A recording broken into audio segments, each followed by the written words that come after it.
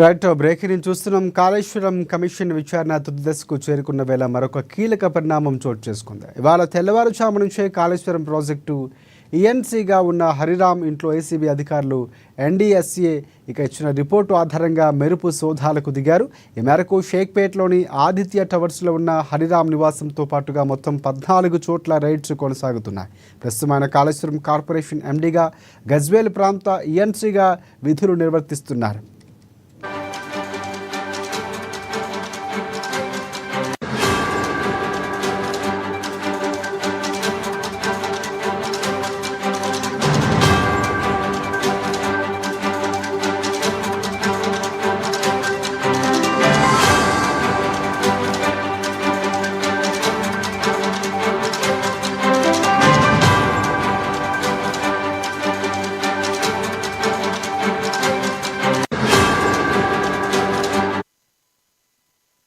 Kaleshwaram commission విచారణ తుది దశకు చేరుకున్న వేళ మరొక కీలక పరిణామం చోటు చేసుకుంది.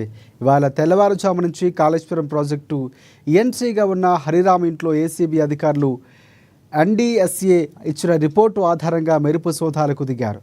ఈ మేరకు షేక్పేట్లోని ఆదిత్య టవర్స్లో ఉన్న హరిరామ్ నివాసంతో పాటుగా మొత్తంగా 14 చోట్ల రైడ్స్ కొనసాగుతున్నాయి. ప్రస్తుతం ఆయన కాళేశ్వరం కార్పొరేషన్ ఎండీగా, గజ్వేల్ ప్రాంత ఈఎన్సీగా విధులు నిర్వర్తిస్తున్నారు.